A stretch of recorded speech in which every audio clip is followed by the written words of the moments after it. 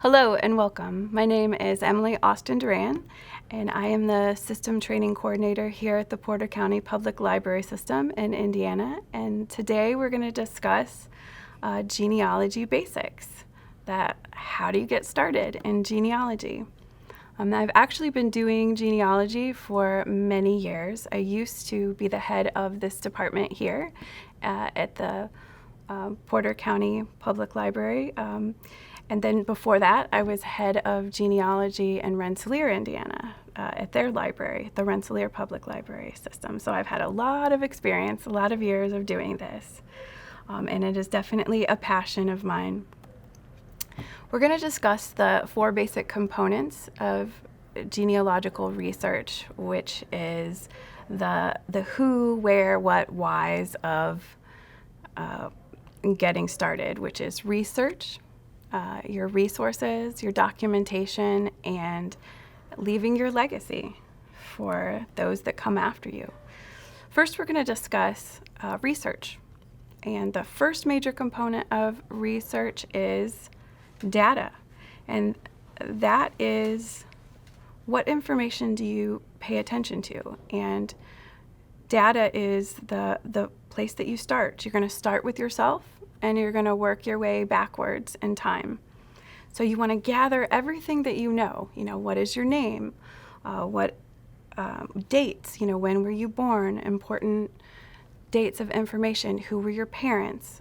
You can see from this example of a family tree here, there's many different forms of types of family trees that you can start simple. You can go elaborate. You can do whatever your preference is, but the important thing is to write it down. You need to document everything that you find. So again, start with yourself, work your way backwards. Who were your parents? Who are your siblings? Who were your grandparents? So the information that any of that data you want to collect and start filling out your form on your family tree. DNA is another type of data that is becoming extremely popular in today's culture. Ironically, I used to be called the DNA lady because I spent my adult career, helping people find their family histories, their stories, and helping them tell those stories and researching, but I'm adopted.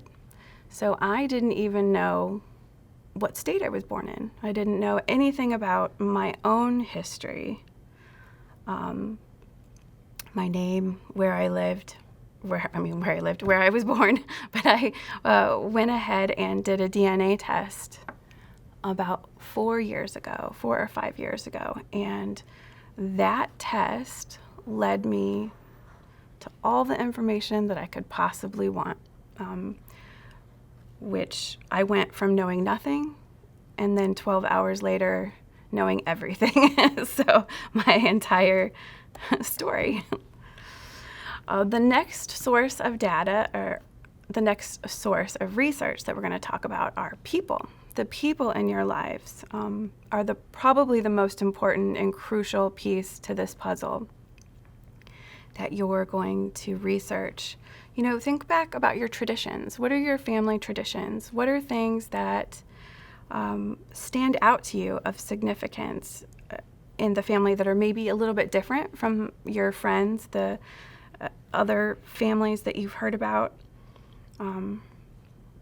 What are the oral histories? What did your grandparents tell you about when they were little? We tend to really overlook this piece of information until it's too late. A lot of us have those resources at our fingertips, and we just don't pay attention to them. When you're little, your grandparents want to tell you stories. They want to talk about things, and we just kind of ignore it and take it for granted that they'll always be there to pass on those stories. And then, when you're in your 40s and 50s and you think back and you think, wow, I wish I could remember that story. So I tell people, if you have older living relatives, get your tape recorder out, get your phone, get your iPad, whatever you have at your disposal, and sit down and interview them, ask them questions, get those oral histories on tape so that you have them for the future, or even to refer back to when doing your research. So ask them real questions. Ask them not just leading questions. You don't want to ask just yes, no questions. You want to ask them, what was it like growing up in your neighborhood when you were little? Who were your friends? What did you do for fun? What was the highlight of your week? What was school like? What was, asking very specific targeted questions, and you'll just get a wealth of information about what was life like in their time. Because again, once they're gone, those stories are gone, and unless you document it. So interview them. Again, DNA results, once those results come back from your tests, it's going to link you to people, real people in real time, and it's just science. It's just, there's no judgment there, it just is what it is. So the thing about DNA is that there's good and bad that come with it, and you need to, any genealogical research, honestly, you need to be prepared for that, that it is just facts. And so you need to be prepared that maybe this might diverge a little bit from the oral histories you've been told, or some of those traditions. I can't tell you how many stories I've heard where people said, oh, we're so proud to be Irish, we're so proud to be this or that, and then they do these tests and find out, oh, wait, we're actually this. So preparing yourself for whatever you may find, and just embracing that as reality is important. But those DNA results will lead you back to actual real people. So in my case, I had a link to someone who I think was a third cousin, and she contacted me and found out I was a genealogist and was just so excited. And she said, so this is my first real biological match ever, in my life. And she contacted me and said, oh, you're a genealogist. Can you, I'm adopted. Can you help me? And so, which means there's no information there for me to work with, but I was able to help her a little bit trace back her roots. But it just so happened that the one line that she knew, I was able to match up to my biological family, and traced it back to something that I had found online just in all the years. I mean, I think I found one online adoption registry post that had my date of birth on it, and that had listed some people's names, and then I had done a little bit of digging and was told that it probably wasn't a match, so I just ignored it. And then 6 years later, I thought about that post from long ago, and I went and looked, and it was still there. And so I asked this newly found relative, hey, do you happen to know these people? And she said, oh yeah, that's my second cousin. So it was, in fact, my biological father and mother. And so that's how I was able to find them. I did a quick Google search of the father's name that was listed and found his obituary. And when I pulled up his photo, he looked just like me. So that was the beginning of of finding my roots. So those DNA results can definitely pay off in the end. The third part of research are locations. You need to pay attention to locations because our ancestors moved in patterns throughout the U.S. They would, say land in New York and then travel west for whatever reason. And there were definite patterns that existed. And a lot of times when I hit a dead end, I will, for example, I had a family that I knew was prominent in Georgia, as founding this county or something. And there was a group of them, but I could not link them together. And just for the life of me, I could not figure out how in the world these people knew each other. So I had traced one of the families to another county in the census from, 10 years before.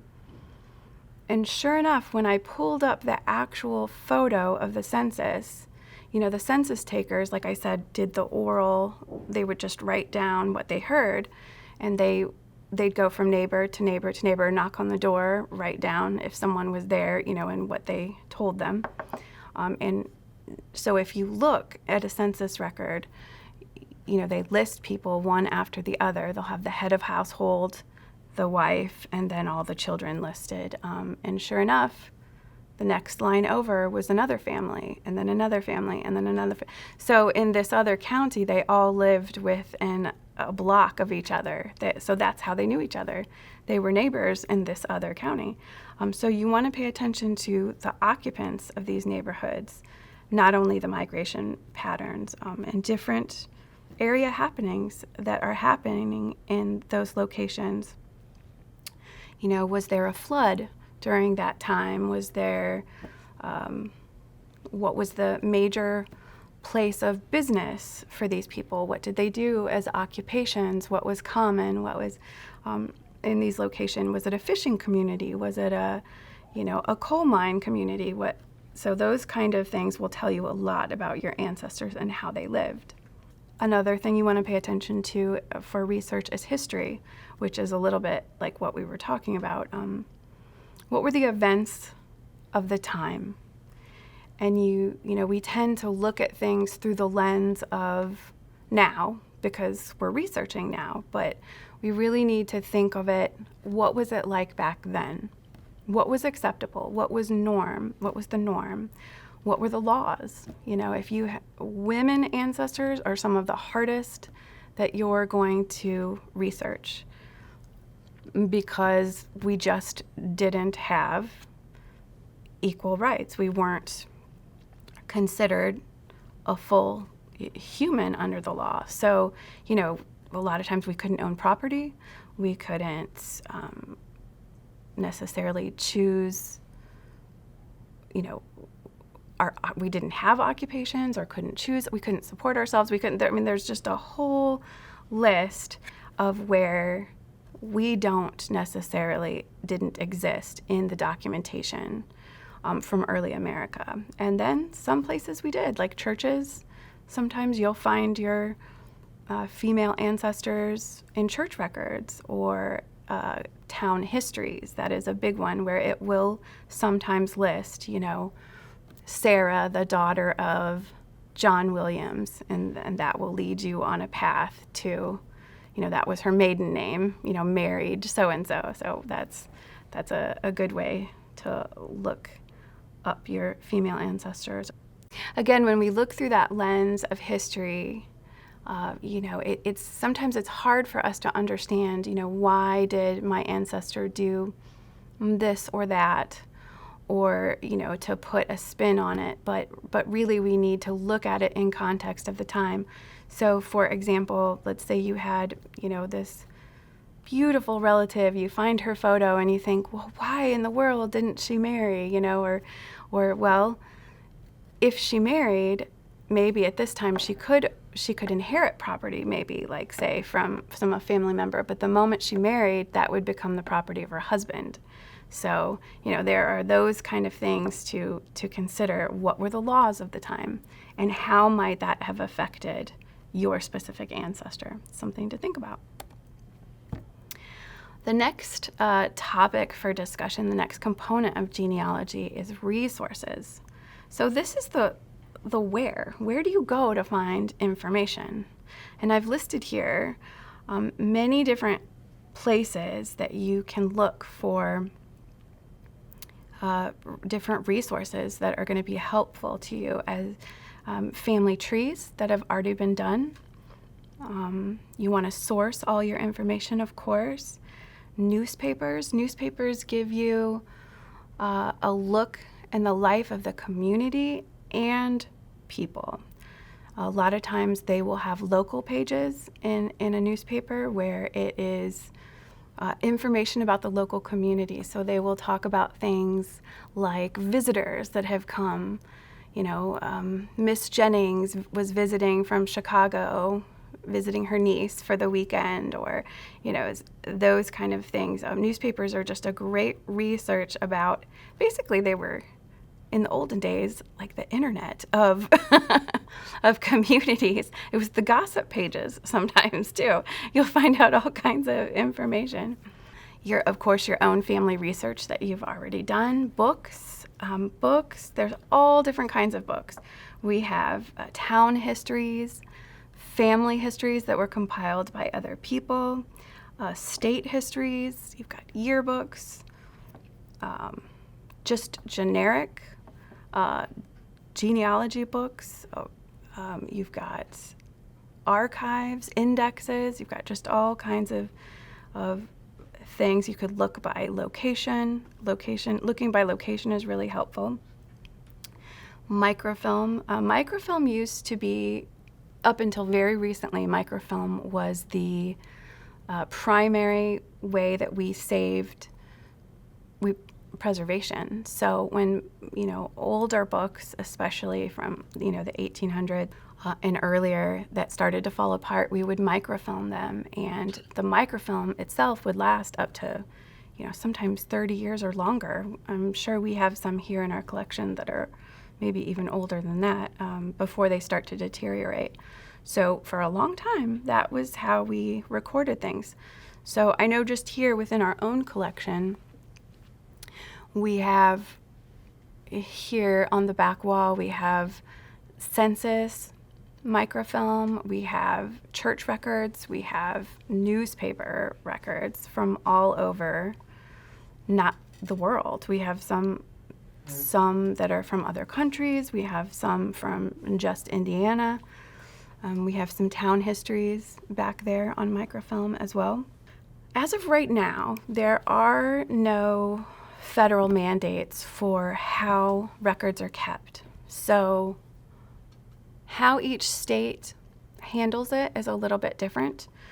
Some go to state archives, some go to local courthouses, some churches just have it. I know I was researching an adoption case in Canada that came out of Michigan. And what I realized was, okay, the Michigan adoption records are just sealed tight. There was no way to get through those, but I could trace this person to an orphanage, a specific church-related orphanage, and that, when it closed, those records were gone. Whether they just threw them out or, we have no idea. So a lot of times because there's nothing in place that says this is what needs to happen, there are places that just throw them away. That we here at the Porter County Library System, we like to hoard, we collect whatever we can with the intention of someday publishing them and making those available to everyone. But for now, you can come in and see the records in person, some of them, and before they're actually being digitized right now to go online. So there are many different kinds of records. There's ship records, adoption records, birth records, death records, marriage, immigration, all different kinds of records you can see listed here. I can tell you about Indiana adoption records. Very recently, within the last couple years, our laws changed. And so before July 1st, maybe, of 1993, the Indiana adoption records have been released. So if you petition the court, or I think there's a form you can go to online to release those records, and they're yours to view. Here I've got some examples of different kinds of records. We talked a little bit about the microfilm. What we have not talked about are some periodicals. So all the way on the left there, You can see the Chicago Genealogist. That is a periodical that we subscribe to. So many historical societies or genealogical organizations will have monthly newsletters that they post, or magazines, or documents that they send out to subscribers. So if you're a member of their society, so let's say your people were from Pennsylvania, you could contact the Pennsylvania societies and get a subscription to their newsletters and their information. And it's just going to vary as to what you find inside of those. You can find family histories, family trees, all different kinds of information. A lot of interesting stories. Basic genealogy books when you're getting started sometimes are really helpful. It'll tell you, kind of how to organize stuff, what's acceptable, what's normal for, how would you source something? How would you, when you write it down, how would you make that look so that someone coming behind you would understand what it is that you're saying? One of my favorite resources are plat maps, which you can see in the front here. An example of a plat map. So plat maps were created to map out an area. So for locations, if you know that where your relative lived in a town, or you're curious as to where they lived, you could look them up in the town and see, who lived there before them if you have the plat map that came before. So you can kind of trace the history of a house or a location. You can see a plat map is a map that will sometimes even show you where the buildings were located on that site. And so, for example, I was researching the history of the library. So I pulled the plat map from 10 years before this building was ever built. And I looked, and there was a building a house actually directly to the left of the library that was torn down so that we could build this structure. One of my favorite resources that I use are town histories. The town histories are great. They were usually gathered through oral histories, but they offer so much information about founding people, important people within a county or community. They talk about, who did what, who held positions. If you held a position in that community as, maybe the sheriff or the judge, or that you had influence, you made decisions for that community, and your name will probably show up there. So and then sometimes they're family members as well. I have found much of my information for relatives through county histories. Here's just a list of a few more resources. Libraries, of course, are a great resource, and it just depends on what their priorities are as far as what they collect. We here at our library took a very patron-centered approach to our collection. So we purchased, and the man that came before me here, Larry J. Clark, he really focused on building the paper collection here at the library. He went around and he gathered and hoarded all kinds of information that he could find to add to our collection, and really built up this collection as one of the greatest in the state of Indiana. And then by the time I came in, I switched it a little bit, bringing us into the modern age of get going a little bit digital for those people that maybe in other states that wanted to use our resources but couldn't physically come in to our location. And then I filled in the gaps of his collection. And over time, as new things were published, I added to the collection. So it just depends on their focus. County museums are a great resource, like our specific county museum focuses a lot on artifacts. And then, so we kind of switch off. When someone here donates, say, a photographic collection or a Bible collection or something, yes, I might digitize it, but then the physical object I'll give to the museum, and then the same with them. When they get newspapers or something, you know, in paper, I will take that and we will add it to the collection, or we will take that. Google, you can always just do a random internet search. It doesn't have to be Google. It can be any of your online portals to the internet that you choose to use. Databases are, of course, we've discussed those a little bit of what we have to offer here. And just different websites. They're all great resources for you to look. Genealogical societies, again, we talked a little bit about their newsletters, but becoming a member sometimes will get you specific access. Here we have a list, and I won't go through all of these with you, but you can see different things that we have to offer here in our collection. Again, love my plat maps. We have a lot of marriage records. We have, as of right now, every newspaper on microfilm that was created in the county. We have some wills, some records, other kinds of records. We have the complete yearbook collection for the county. We have newspapers, databases, books on every state. And we've tried to fill in as many counties as we possibly can. You can see our shelves are packed as can be, so as much as we can fit in, we will. We will try to do that. And we're gonna take a quick tutorial of the website so I can show you very specific resources that we have that you can even access straight from home.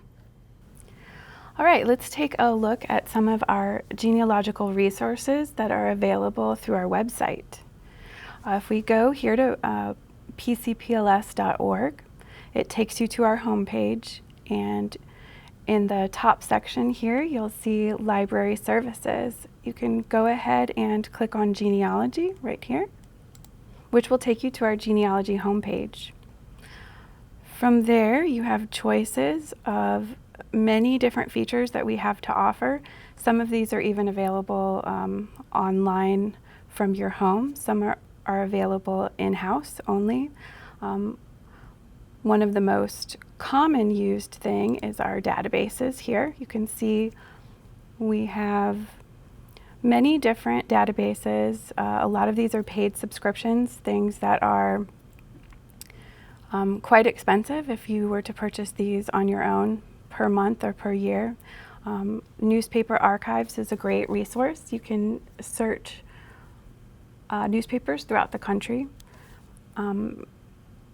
You've got African American Heritage, which is a accumulation of many resources that are available for people of color, which is a great resource to have. And that includes books, newspaper articles, books, records, government records. We've got American Ancestors, which is a little bit more advanced, Ancestry Library Edition, which we'll go over a little bit later, which is one of my favorite resources. That is where I search just about everybody that I look up, and it gives you access to billions of records. Fold 3 is a database that handles mostly military records. So if you have veterans in the branch of your family tree, it's a great resource. Let's take a look at the Internet Archives. That is something that our library participates in, where we digitize records, books of importance. We do our yearbooks and we put them online for everyone to view, it's just a great resource. Let's go ahead and look at that right now. When you click on Internet Archives, you would type in here in the search bar, you could type in the name of the book that you're looking for, Right now I'm looking for the Valenian, which is the name of the yearbook here in Valparaiso, Indiana. And you'll pull up a list of all of the Valenians that are available. And if you click on the title here, you can see the yearbook in real time. And you can advance pages by clicking to the right here. And you can see the different people's photos and information and inside the yearbook. On the left-hand side here, you'll see a search bar. So not this one here on the right, but on the left here, if you click it, you can search actually inside of the book itself for someone specific. So let's say I'm looking for someone with the last name of Smith. I can go ahead and type it in, hit enter, and it will pull up every instance of Smith within the book. So the little blue dots right here listed underneath the book are different instances where Smith shows up inside the book. And I can just go ahead and hover over it and see, okay, let's say this is the person. I'm looking for Dorothy Smith.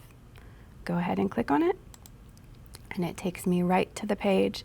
And on that page, it should be highlighted somewhere in blue where her name appears, right here, Dorothy Smith. So this is Dorothy Smith. So yeah, this is a great feature, and it's a quick way to research people in your family. The next thing that we have available on our website are Porter County indexes. These are indexes that were created by our staff or volunteers, indexes of important records that we have here at the library for genealogical purposes. We have divorce records, marriage records from 1836 to 1976. We actually have the big old books here. You can read through a list of all of these different things that we have here, but let's go ahead and take a look. So we've created indexes out of these that are searchable. So for example, and they all work the same way. So let's go ahead and click on marriage records. So let's say you have a relative from our county that you know was married here. So, and you know their last name. Let's go ahead and type in a last name and a first name or letter and hit search. And it's going to search all of our records. So this is a great thing to do before you actually come to our library to see, do we even have the record here? And then from there, write it down. You've got let's say you're looking for this person here, Addie Williams. You can see the date that she was married, her name, was she the bride or the groom, what book it is in, and what page number that it's on. So that's a great thing to have available before you get here. So it's always nice to prepare as much as you can before you actually come in, because we have so many resources here in person. And the last thing we're going to look at here on this page is our website is just historical resources. These are things that our staff use regularly, different websites and resources that we feel are up to par, really important for you to use. You can see we have the Allen County Genealogical Center, the Indiana State Library. Those are two of the biggest depositories of genealogical information here in the state of Indiana. So, and we have some local things as well, such as the Porter County Museum, and just different links to different websites that are great. My favorite on this page is Find a Grave. I use it all the time. So let's go ahead and take a look at Find a Grave. So Find a Grave is, you would type in someone's name and you can see where they were buried. So let's say you have a relative here. You would type in their name right in the search bar here.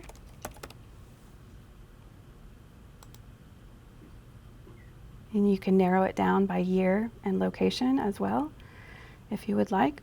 And you can see here, you'll see photos on the left and names and dates underneath and locations on the right. You can go ahead and find the one that you're looking for. So let's say this is our Emily. This is who we're looking for in Texas. You can click on it. And when you pull up the page, a lot of times, now this information is filled out by volunteers that go to the actual grave sites and take pictures, and sometimes even take care of these stones. You can see here's a picture of the gravestone, and they enter in all the information that was written on the gravestone. And then relatives can come in and put a little memorial here. A lot of times in this area, they'll put the obituary of the person. They can link other family members, such as parents, siblings, children here. You can see you can leave little messages if it's your relative. And this is just a really great tool to use. As with every tool that we talk about today, I always say make sure that it is something that you verify. So it's a really great start, but it doesn't stop there with that information. We need to go ahead and link some sort of source to whatever it is that you write down. So the next component of genealogical research, and probably the most overlooked, is documentation. So this is the how of genealogy. This is how do you, once you've got your data, once you've got your research and resources in hand, what do you do with it? So this is how you record and present your research to yourself and other people. As I said, it is probably one of the most overlooked aspects to genealogical research, and I myself, unfortunately, made the same mistake. And I think almost every new genealogist does this, where you think, I don't need to record it, I'll remember it. And I promise you, you will not remember where you found it. You will not remember the specifics. And I know from my own experience being so excited to actually have information at my fingertips that I overlooked that portion of writing it down or writing, documenting. And so years later, when I needed to prove it, I had to do the research all over again because I had to start all over from the beginning because I just didn't properly document it. So how do you document? Okay, well, you've got forms. You can fill out those forms that I showed you earlier, the family tree type forms. And you can do simple ones, you can do complex ones. One thing to keep in mind when filling out a form, let's say it's lengthwise, it's like this. And when you start with yourself, the top portion, see the blue here, is the male line. So you're going to put your father above you, and then you're going to put your mother below you. So your father would be in the blue section that you see here, and your mother would be in the pink section. And you're going to continue that process all the way through. So for example, your father is blue and he's here. So his father is going to go on top on the next one, and his mother will be the green section here. And you're going to continue on down the line like that. So there's forms that you can fill out where you write in that information, the pertinent information. So you want their name, date of birth, where they were born, date of death, where they were married, who was their spouse. You could add in children as well. Sometimes I add in between the lines children. There's something called GEDCOMs. GEDCOMs are the genealogical file format for data. So it's very specific, and there's a program that you use to make GEDCOMs, and that you just fill in the information and it kind of does it for you. But it's a universal file format, so the people So researchers coming behind you will understand what that means as far as, there's a space here, a period here, this information comes after this information. So then if it's printed out, it all looks the same. There's no variation in the data. So it's a little complicated, but it is a typical format for genealogy. There's apps you can use for documentation. I don't really use a whole lot of apps. Maybe Find a Grave. There are some paid apps that you can have. We'll look at those in a little bit. Software. These are paid software, books, databases, spreadsheets. Let's go ahead and look at apps. So apps, again, I don't really use any of these other than maybe Ancestry. The best ones that you're going to find are paid ones, but there are some free ones that you can get where you can look up photos or maybe put information into. So for example, you're at a library doing research. You could have an app on your phone and you could pull it up and start typing information into it. And then when you get home, you can see that information in real time on your phone. I prefer, honestly, to just bring all of my stuff with me, my computer, my forms, whatever, and just do it right there so that I have the book in front of me and I have that. A lot of people just like pen and paper. They like to go old school and just have that paper in front of them, and then they can change it as needed. I have heard many a disaster story of people, not great with computers, and they end up deleting a lot of their work or files. And you can spend your life doing genealogy, the rest of your life doing genealogy. You don't want to lose it. So you need to make sure you back it up wherever you document it, that you have some sort of backup. I mean, even if it's paper and pencil that you choose to use, which is great, what if there's a fire? Do you have a hard copy at a different location? I would say my ultimate goal for documentation is to get my information just the way that I want it, with as much detail as possible, and then create a hardback book. So this is not a hardback book. This is a softback book. But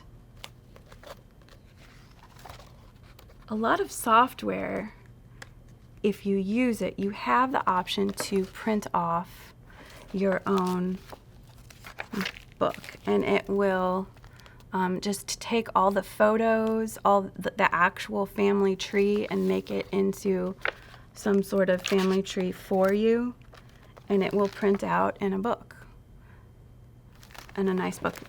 It's very expensive, but I think for preservation's sake, for me, it's the route that I want to take, because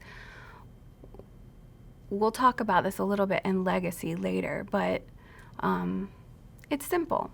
It's simple. It's tiny. It will fit on your shelf.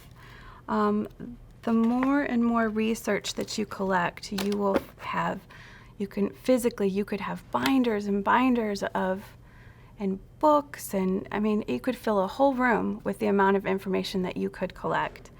But I like to keep it simple. So, and I want something that is going to be usable for the future, for future generations. Now, printing out a book like that, it is kind of more permanent, so you want to make sure your research is solid and just how you want it before you actually spend the money to print it out. Different databases are a type of documentation. That is where I keep most of mine, is on Ancestrycom.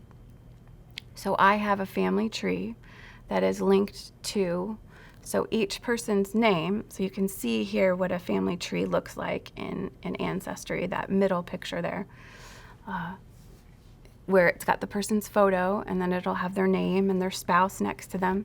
And then if you click on the person, it will show all of my documentation for that person and how I was able to find each piece of information, where I found it, the page number, the book number, the microfilm number, the location. And I really like that.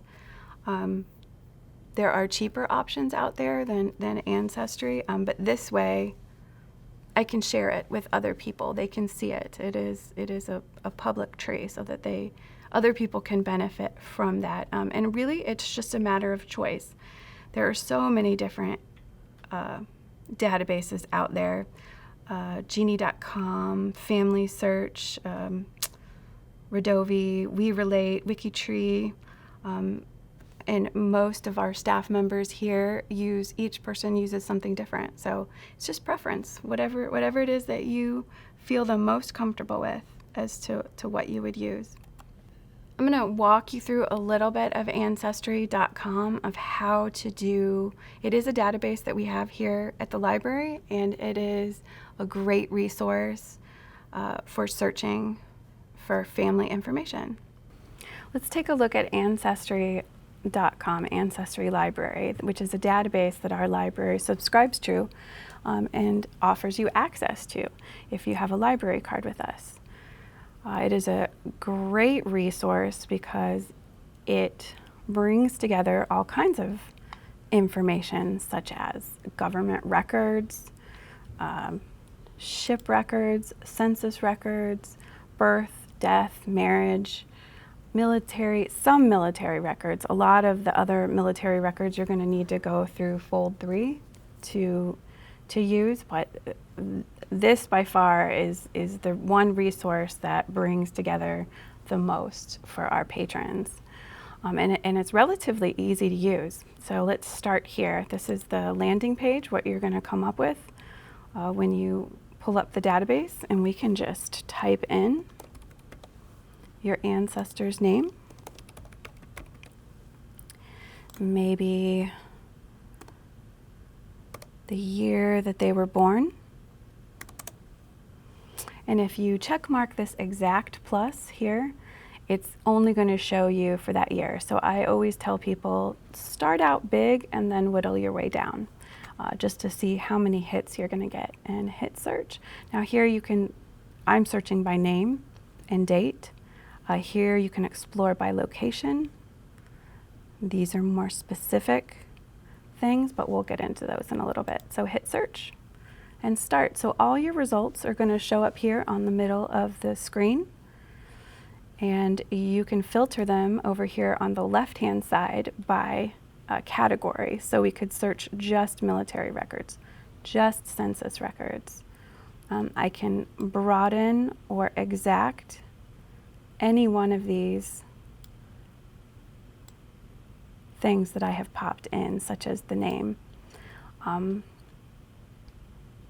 little tip that I will offer up is with names, a lot of times you want to do sounds like rather than exact spellings, because when the census takers would go around door to door, a lot of times it was an oral transaction. They would speak to the person and they would say, hey, what is your name? And they would write down what they hear phonetically rather than asking exact spelling.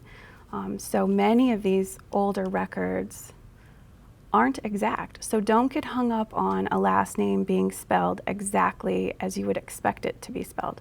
Also, people that came over from other countries a lot of times wanted to integrate into American culture and society, so they would go ahead and change the spelling of their name or make it more simple, the spelling of their names. So maybe it was even, they came over with their brothers, but now they don't get along with their brothers, so they would change one letter of their last name just to be a little bit different. And this was before a lot of identification was had to prove your identity of who you were. It was much more easy to do that back in the day. So here I've typed in my person's name and when they were born, and I can filter I can look and see different options and try to find my person. I can view the image of the actual record here, or I can scan over and see more information about this person. Her family members are listed here. That's a good way to filter if you have the right person. One thing that we have available here are family trees.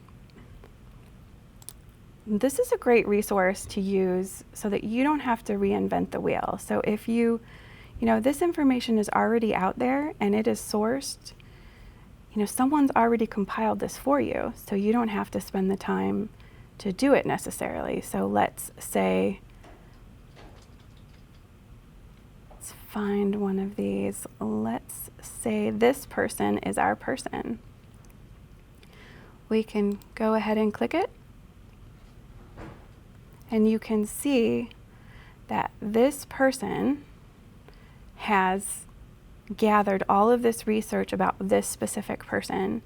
And if this is your person, you can look at these sources by hovering over them. So they've attached the 1930 census, which they are saying verifies this person's date of birth and their residence. The 1940 census verifies their spouse and a child and their birth and their residence. And you can go through and double check any one of these resources when you're adding this person into your tree. So that is a great way to add information without taking a lot of time. But again, anything you add, make sure that you verify before you add it into your tree. You can edit your search right here. If I wanted to add in more information, I could click Show More Options here, and I can be more exact with my search here. So I could say, I want this Anna Williams that lived in Indiana and was born in 1920. And I'm going to say exact because I want it only those. And I could hit search, and then it is going to narrow down my options. So now it's giving me about 20,000, and you can again edit and add in more filters, and each time it's going to narrow your results more and more. Again, I would always start broad and work your way down for more options, more results. Let's take a look at some of the birth, marriage, and death records. Here you've got your Social Security death index here. Got church records. These kind of things are interesting where you can see the actual image. Let's go ahead and view. So you can see in this register, it's got the person's name, their address, their age, all kinds of information that would be useful. So those are the different features of Ancestry.com that we use the most here at the library for searching for relatives. The last component we're going to talk about today for genealogical research beginning genealogy is your legacy, which is the reason that you do this. People approach genealogy for many different reasons. Mine was just curiosity. I just wanted information. So that's why I began. We all begin for different reasons. Maybe you have children and you're curious about who came before, so you have something to tell your children. We all get started for different reasons. And I think the thing that I found the most surprising about it is how addicting it is, because once you start, it becomes quite a habit, and you really look forward to finding out the stories. So I was curious about the information, but what I found was that the stories were what won me over, because the stories make them real. it's not just a name and a date and just data, but once you start digging at some of those other features, such as locations and history and the news, and they start to come to life. So, for example, I wanted my purpose, I guess, was to find locations, specific places overseas, to find specific names and dates, and that I could associate into my family tree. But what I was won over by these stories. For example, I finally placed my family, in Ireland, but I couldn't jump continents. I couldn't figure out how, when did they come here? And so I finally ran across a story about one of my ancestors who he worked for maybe the English government or something, collecting taxes. And, a tax collector was just the worst of the worst, But he refused to follow an order of one of that was basically his job, like to do this thing, whatever. But he was wealthy. I mean, he had land, he had property. There was no reason for him to leave Ireland, but he refused a direct order from a superior English officer, and he ended up killing him. I think there was like a fight or something. So he fled the country to America. But those kind of stories are it's not just a name and a date and a ship manifest. It is a story. It is a piece of his history, which then becomes my history, which is interesting. And again, we're dealing with facts. You're not always going to find the most pleasant information, the most happy information.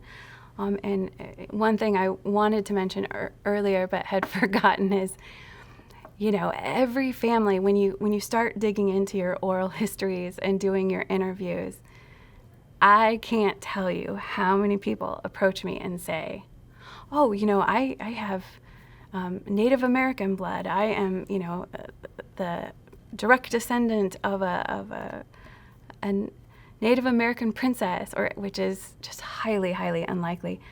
And I kid you not, I had the same thing. Somebody in my family told me the same thing.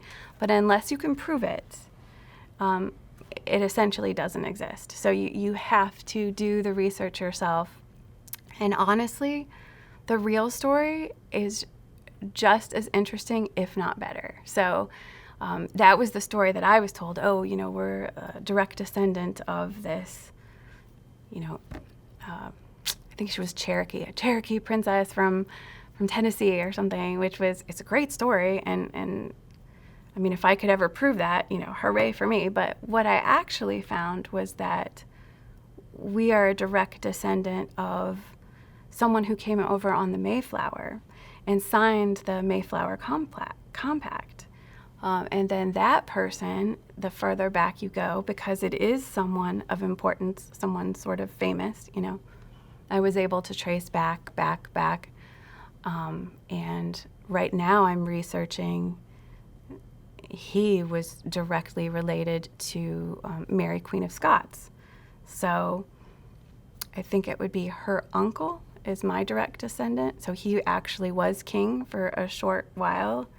And I think what I've heard about it maybe not be the greatest as far as, but again, I can't judge it. It just is what it is. So I have to just take that for what it is. So that's the area that I'm researching right now. So sometimes fact is just as great as, fiction, and let's just prove it. But when we talk about our legacy, that's why we do this. We do it for fun because it's fun. We do it for information because that is, the truth. But it's also something that we can leave. It's a mark that we can leave to the people that come after us. Our children, our grandchildren. Maybe they're too young to think to ask the right questions, but we've compiled this, and we've got it all there for them for when they do decide that they are interested. One thing that I would not caution, that I would advise you to do is to make sure that whatever research that you do have is left to the appropriate person. Because, maybe is there someone in your family that really does take an interest in history over another? Do you have one child that is just going to throw it in the trash, and then another child that wants to pass that down to another generation? Because this could be your lifelong work, that something that you're giving back. So act accordingly. Think about it. Be thoughtful about that legacy, because it is why we do this. Thank you very much for joining us today. I hope that you enjoyed the presentation and that you learned a little bit about how to genealogy. Today's presentation was brought to you by the Porter County Public Library System in Indiana and the Historical Society of Ogden Dunes.